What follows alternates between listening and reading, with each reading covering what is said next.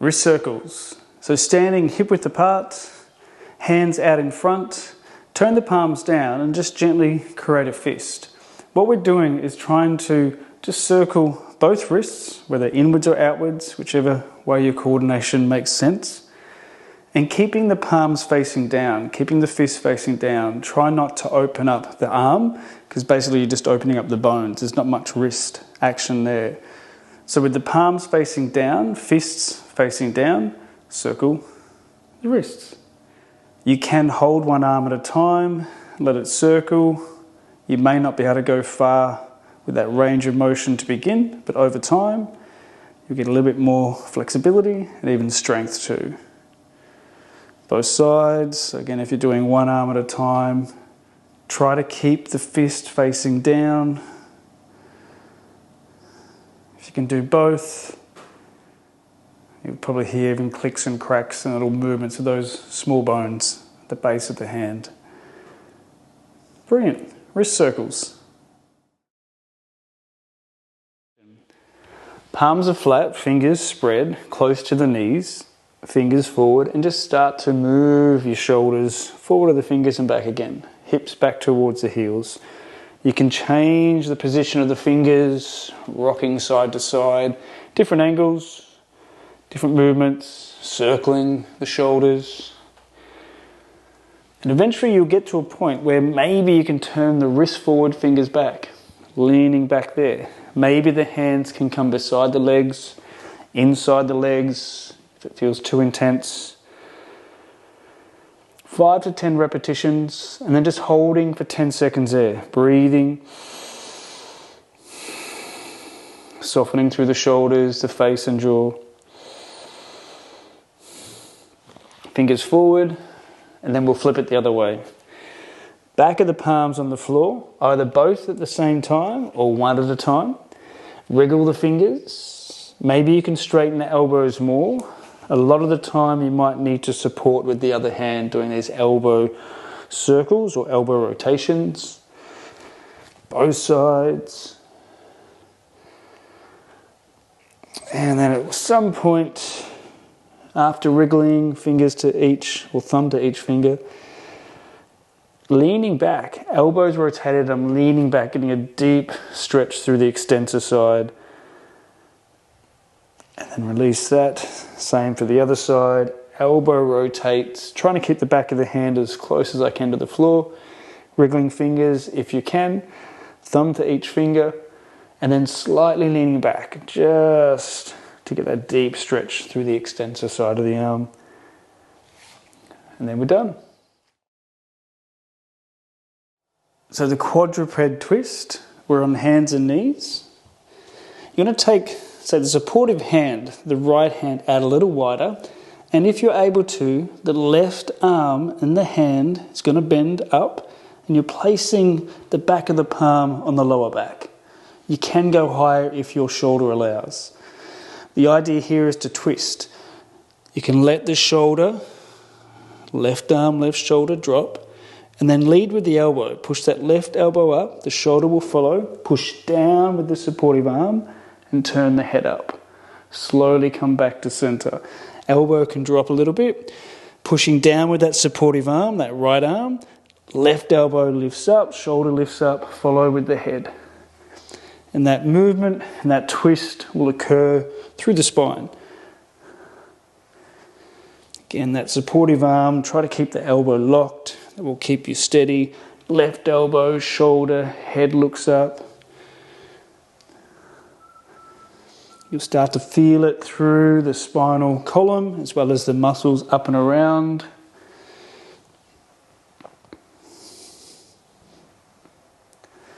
Release that hand down and try the other side. I'll face forward. This time my other hand is going to rest on the lower back. Supportive hand on the floor. Knees can be wide apart. Pushing down through that supportive arm. Elbow, shoulder, and my head look up. Drop that shoulder down. Elbow, shoulder, head. Drop it down. You're twisting through the spine. Keeping that supportive arm, that grounded arm straight, the elbows locked. shoulder drops down, and then as you lift that elbow and shoulder up, the spine twists. Adjust as you need. Maybe the knees need to be further apart just for your balance. Sometimes the hand might need to be more central between the knees, or maybe you prefer it out to the side. Quadruped twist.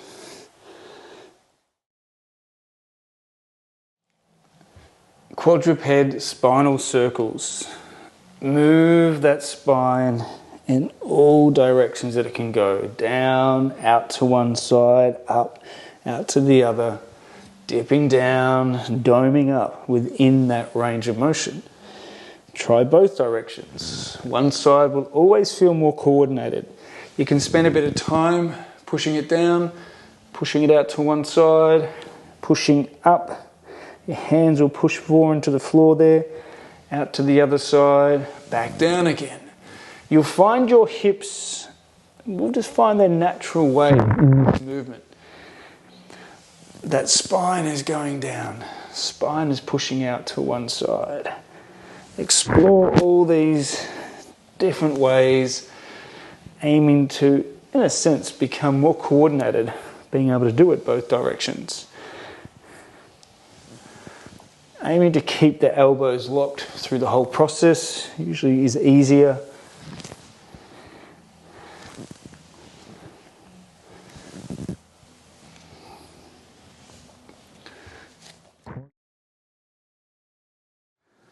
So we're going to practice walking to the squat. So you've already watched a tutorial for those that may not be able to achieve this immediately. If your squat is still high and you're not deep into it, just practice this movement. Do it for 1 minute. Those that can get a little bit closer, letting the knees start to rock forward and back with the hips. And once you feel comfortable and safe, you might be able to walk all the way into that squat. Maybe the heels are flat or they're lifting, but trying to come forward and back in different ways. One hand coming through, maybe the other hand comes through. Just practicing that mobility, that movement in and out of the squat. If your body is saying no, listen to the body. Just a few more. Some of you may have spent the last minute just rocking forward and back. Totally fine. One more forward and one more back. And then coming down.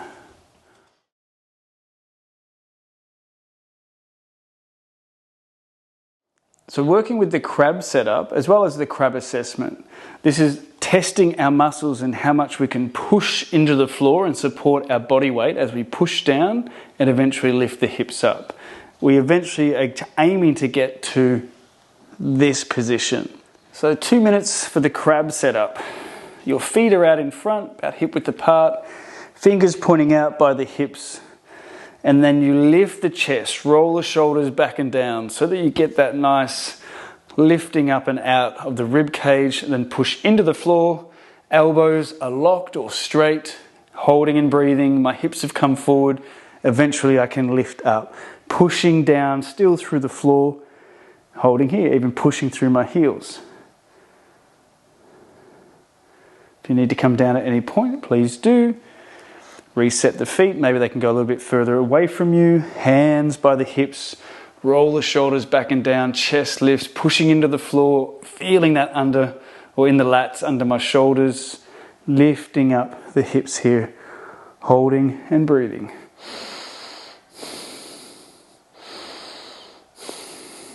Keep going if you can, coming down if you need a break. I would have shown in the tutorial, if your arms are quite short, you can have blocks beside the hips, shoulders back and down as you do that push to lift the hips.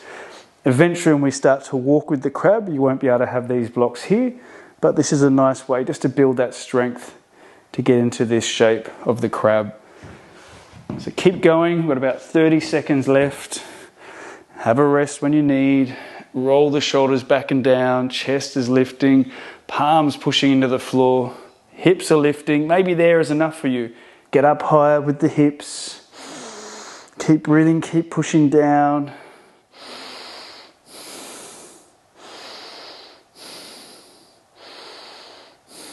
And eventually calming back down, nice and slowly, and release. The crab walk. We're going to start by moving forward and back only, not side to side. And in learning how to go forward and back, it's going to teach our legs and our arms when to push off and when to pull back in that movement. So like we did for the crab setup, you're going to have your fingers pointing out close to the hips, roll your shoulders up, back, and then pull them down and push into the floor. My hips will come up off the ground. We don't have to go too high to begin, so keep the hips low. To teach this, we'll start with the right foot.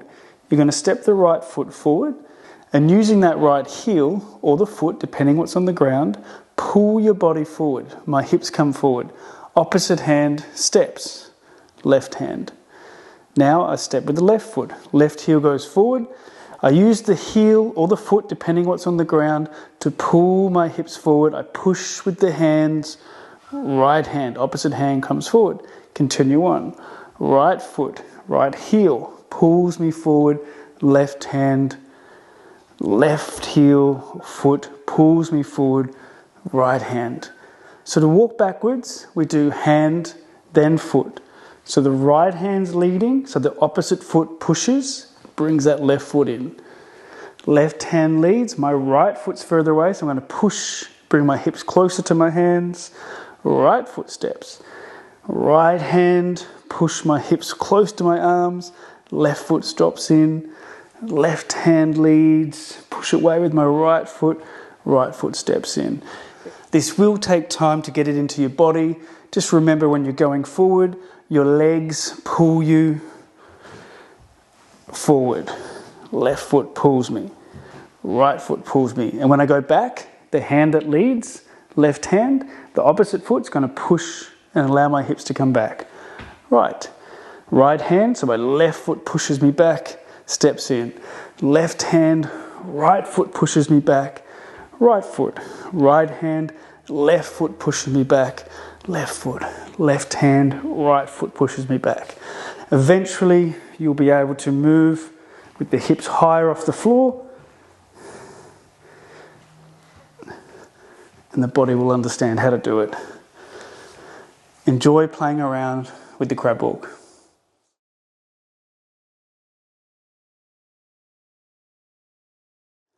Floating tabletop to squat. This is quite a difficult movement, but there are ways to break it down, and we are able just to gently jump into the squat if we don't have that strength at all to begin. The setup is the most important thing, as with all these movements that we're doing. We're coming into that quadruped position, or hands under shoulders, knees under hips. We're going to push into the floor, and notice my spine, my upper spine, my shoulders start to round. That's the strength there in the arms and the shoulders. And I tuck and squeeze my butt. So as I squeeze my butt, my tail tucks under. So notice my tail sticking out, squeeze my butt, tuck it under. Toes are tucked, and I'm going to float the knees, lifting the knees up. The trick here then is the shoulders we're going to tilt forward. As my shoulders come forward, I start to take the balance there and slide my toes forward. Eventually, some of you will be able to hop the feet forward into the squat. If you need to take it slower, obviously do what you can. Always make sure the neck is relaxed, especially as you come forward. So setting up again, hands under shoulders, knees under hips, push down to around the back, squeeze the butt under. Notice my neck, I don't want to be cranking it back. Just even move a little bit just to soften and relax there. Toes are tucked, lift the knees. Pushing down actively, curling the upper back. Take my shoulders forward to redistribute the weight, and then eventually I might be able to slide my feet. Some of you will be able to even get the feet off the floor and hop up. Obviously make sure you don't hurt your toes as they slide forward. Then you can even try and move into another one further along. This does require a lot of strength. So even at the beginning, setting up, pushing down, squeezing the butt, tucking the tail, lift the knees. Even just leaning forward there, taking the strength may be enough. And then if you can, step the feet one at a time, or maybe you can gently hop. Be mindful of the wrists as well. They do take a lot of our body's weight in doing this one. And enjoy. Floating table to squat.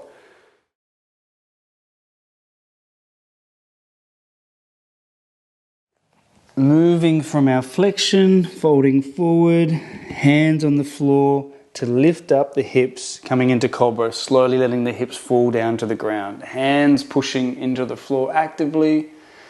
Inhale to come away, exhale to hips back. So you decide the movement with the breath. So I inhale, exhale to push back, and inhale to come forward, exhale to drop down. So that's the rhythm I take. Your body, your breath might dictate slightly different. What we're aiming to feel is this spine bending one way and then bending the other way.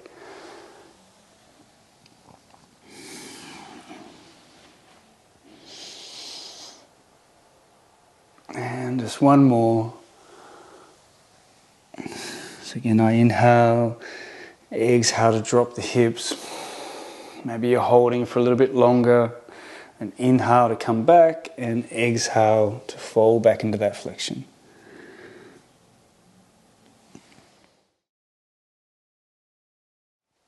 Our seated clasped hand extension. Interlacing the fingers behind your back, chest lifts, squeeze the shoulder blades back. Some of you will be able to straighten the elbows, some may still be slightly bent. See if you can use your hands to push up and tilt you forward.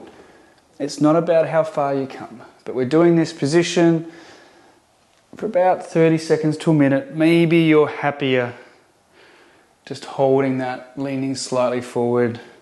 I prefer this one, bending knees and coming forward from here.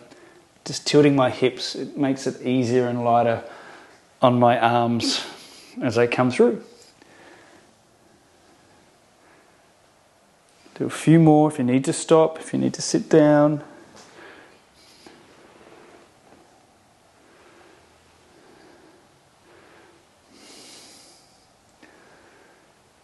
As always, everyone's joints will be slightly different. Some of you will be able to come quite deep forward with the arms in the air. As you can tell, my hands are still quite low. Getting them up in that position, I find quite difficult. So doing our kneeling lunge each side, starting with one leg forward. If you need to hold on, coming into it, coming out. You can squeeze your butt, tuck your tail, pull the knee through the floor when you're forward and hold that. You'll feel everything contract. Come out, come back in, keep squeezing the butt. You'll feel that, really work that back leg. Pull the knee slightly forward, come out of it. Around 10 times. After around 10 of this mobility movement, we're going to just stay in that shape for around 10 seconds, 10 to 15 seconds. Even adjusting whilst we're in it, lifting the chest, squeezing the glutes harder, pulling the back knee forward, breathing.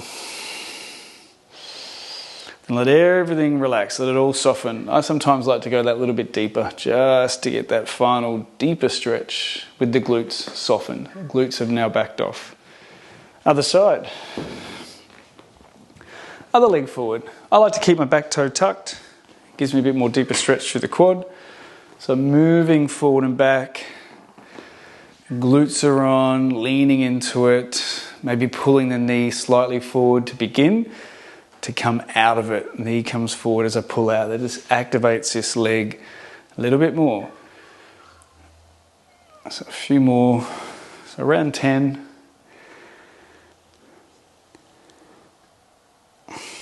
And we sink in and hold here. Squeeze your butt, lift the chest. Maybe you're pulling the back knee forward actively. Breathing. You feel everything really tighten up and tense. And then I just let everything soften. My butt softens and I lean deeper into it. And then slowly coming out of there, kneeling lunge. 3-point bridge, so around 30 seconds each side. Whichever hand you're starting with, the fingers are turning away on that angle, shoulders over the wrist, so as you push down, the hips lift. Some of you will be able to go straight into that higher hip lift, the hand over the head, following the thumb. Maybe you need to come down. You can do it sequentially, lifting up, looking over, coming back down. For those that aren't there yet, maybe you're lifting the hips up, coming back down, lifting up, maybe the arm goes up. One more, wherever you're at. And we'll change sides.